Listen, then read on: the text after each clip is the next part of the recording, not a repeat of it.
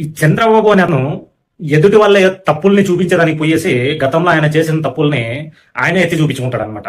So దానికి ఏం జరిగింది అంటే తమిళనాడు పోయేసి అక్కడ మీటింగ్ పెట్టేసి మాట్లాడుతున్నాడు అనమాట. అక్కడ గవర్నమెంట్ గురించి, అక్కడ రాజకీయాల గురించి మాట్లాడుతున్నాడు. ఏమని మాట్లాడుతున్నాడు అంటే, ఈయన పలానా పార్టీ అనేది కాంగ్రెస్ కి అపోజిషన్ గా పెట్టినింది, ఇప్పుడు అదే కాంగ్రెస్ తో జతలు కలిపేసి పోటీ చేస్తున్నారు అని చెప్పేసి ఒక పార్టీని ఉద్దేశించి మాట్లాడుతున్నాడు అనమాట.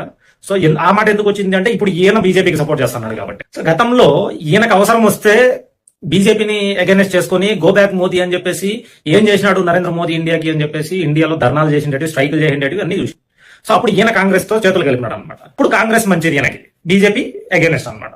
సో ఇప్పుడు ఈయనకు అవసరం ఉంది కాబట్టి బీజేపీ మంచిది, కాంగ్రెస్ అగైనెస్ట్ అనమాట.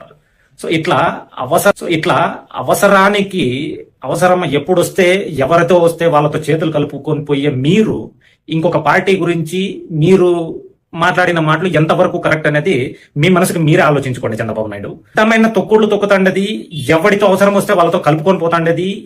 దేశంలోని రాజకీయ పార్టీల్లో, అన్ని రాజకీయాల పార్టీల్లో కలుపుకుంటే ముందున్నది నంబర్ 1 ప్లేస్ లో ఉన్నది తెలుగుదేశం పార్టీ. ఈ పార్టీ ఒక్కటే వాళ్ళతో ఎవరితో ఎప్పుడు అవసరం వస్తుందో తెలియదు, ఎవరిని ఎప్పుడు కలుపుకొని పోతారో తెలియదు, ఎవరిని ఎప్పుడు తిడతారో కూడా తెలియదు. అలాంటి ఉన్న పార్టీ, ఏకైక పార్టీ ఏదన్నా ఉంది అంటే అది తెలుగుదేశం పార్టీ, అది అందరికీ తెలిసిండేది. కానీ ఇలాంటి తెలుగుదేశం పార్టీ అధ్యక్షుడు ఇంకొక పార్టీ గురించి ఇట్లా మాట్లాడడం ఎంతవరకు కరెక్ట్ అనేది మీరే ఆలోచించుకోండి. సో ఫస్ట్ ఆఫ్ ఆల్ మనం ఒకడిని వేలెత్తి చూపిస్తున్నామంటే మనం కూడా చూసుకోవాలి. ఫస్ట్ మన ముఖం మనం కూడా చూసుకోవాలి అద్దంలో, ఎంతవరకు మనం ఎంత నిజాయితీగా ఉన్నాం ఇంకొకరిని తిట్టేదానికి అని చెప్పేసి మనం చూసుకొని దాని తర్వాత ఇంకొకరిని వేలెత్తి చూపించాలి, వాళ్ళ తప్పుల్ని చూపించాలి.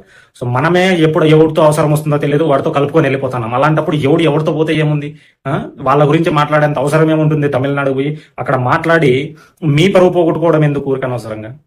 అంతే కదా.